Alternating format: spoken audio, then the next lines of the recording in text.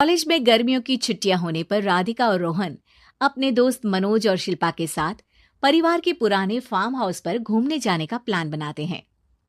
Guys, तुम दोनों को वो फार्म हाउस बहुत पसंद आएगा। बचपन से ही वो मेरी और रोहन की सबसे पसंदीदा जगह रही है। पर मैंने तो इतने सालों में तुम्हारे मुंह से कभी फार्म हाउस का नाम तक नहीं सुना। बचपन में फार्म हाउस जाते थे, लेकिन फिर अचानक सबने वहां जाना बंद कर दिया और वजह कभी किसी ने बताई नहीं। पर अब हम चारों मिलकर वहां धमाल करेंगे।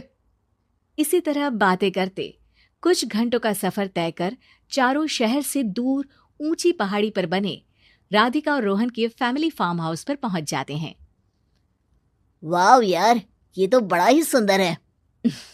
पूरा घूमोगे तो और अच्छा लगेगा, लेकिन उससे पहले सब फ्रेशन अप हो जाओ, फिर साइट सीइंग के लिए जाएंगे। राधिका और रोहन अपने अपने कमरे में चले जाते हैं, लेकिन मनोज और शिल्पा घर में घूमने लगते हैं, जहां शिल्पा की टक्कर हॉल के बीचों बीच रखी एक पुरानी लकड़ी की कुर्सी से होती है। आह, लग गई रे माता, इस कुर्सी को बीच में किसने रखा हुआ है? अरे तेरे स्वागत के लिए भूत ने रखा होगा। ओए, तुझे बात हंसी आ रही है? जब खुद टकराएगा तो पता चलेगा। हाँ ठीक है, पर अभी तो इसे साइड में रख दे। शिल्पा कुर्सी को एक कोने में रख देती है और वो दोनों भी अपने कमरे में चले जाते हैं, जिसकी थोड़ी देर बाद चारों बाहर घूमने निकल जाते हैं। इसी तरह रात हो जाती है। फार्म हाउस में वापस आकर वे लोग सीधा सोने चले जाते हैं। आधी रात को मनोज की नींद खुलती है। बड़ी तेज प्यास लगी है, पानी साथ लेकर सोना चाहिए था। अब रसोई तक जाना पड़ेगा। मनोज आंखें मलते हुए कमरे से हॉल में आता है और अचानक रास्ते में रखी कुर्सी से टकराकर जमीन पर गिर जाता है। अरे मर गया रे दादा, शिल्पा सही बोल रही थी, बड़ी तेज लगती है ये कुर्सी तो, और इसे दोबारा बीच में किसने रखा? मनोज एक बार फिर उस लकड़ी की कुर्सी को कोने में रख पानी पीकर कमरे में चला जाता है। अगली सुबह जैसे ही चारों की नींद खुलती है तो उन्हें अपने बेड के पास साइड टेबल पर चाय का कप रखा मिलता है, जिसे देख वो खुशी खुशी चाय पीकर तैयार होकर कुछ देर बाद हॉल में मिलते हैं। थैंक यू यार राधिका, मुझे नहीं पता था कि तू इतनी अच्छी चाय बनाती है। वैसे मुझे उस बेड टी की बहुत जरूरत थी। ये और चाय, अरे इसे तो पानी तक उबालना नहीं आता। मतलब तूने हमारे लिए चाय बनाई क्या दोस्त? अरे चल पागल है क्या, इतना भी प्यार नहीं है मुझे कि तुम्हारे लिए बेड टी बनाऊं। चाय पर ये चर्चा करते हुए मनोज जैसे ही पीछे मुड़ता है तो एक बार फिर लकड़ी की पुरानी कुर्सी से टकराकर उस पर गिर जाता है। हाय रब्बा, अरे चाय छोड़ो, पहले ये बताओ कि इसे बार बार बीच में कौन रखता है? कल रात ही मैंने इसे साइड किया था। तुम पहले ये बताओ कि चाय किसने बनाई थी? सबकी बातों को कुछ देर ध्यान से सुनने के बाद राधिका हैरानी से कुर्सी की तरफ देखने लगती है।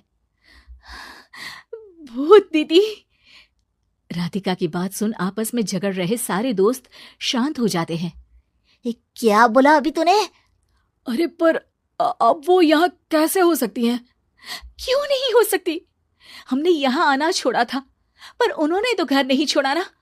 और याद करो, ऐसे बेड के पास कप रखना और कुर्सी को कमरे के बीच में रखना, ये सब वही तो करती थी।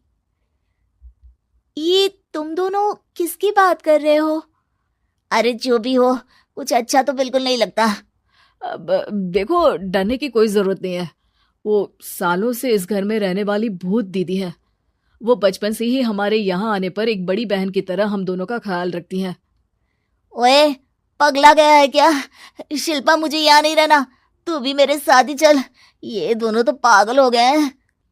जहां मनोज डर से वापस जाने की बात कर रहा होता है, वहीं शिल्पा अपने फोन में बिजी होती है। क्या तुम्हें यहाँ की सिचुएशन समझ में नहीं आ रही जो फोन में लगी हो? जिसे जो करना है करो, मैं तो जा रहा हूँ। मनोज हड़बड़ाहट में अपने कमरे की तरफ जाता है, जिसके साथ राधिका और मोहन भी उसे रोकने के लिए पीछे पीछे जाते हैं, लेकिन शिल्पा वो तो अभी भी फोन में लगी रहती है। कुछ देर बाद जब वो तीनों दोबारा हॉल में वापस आते हैं तो शिल्पा को सबके पैक्ड बैग्स के साथ देखकर हैरान रह जाते हैं।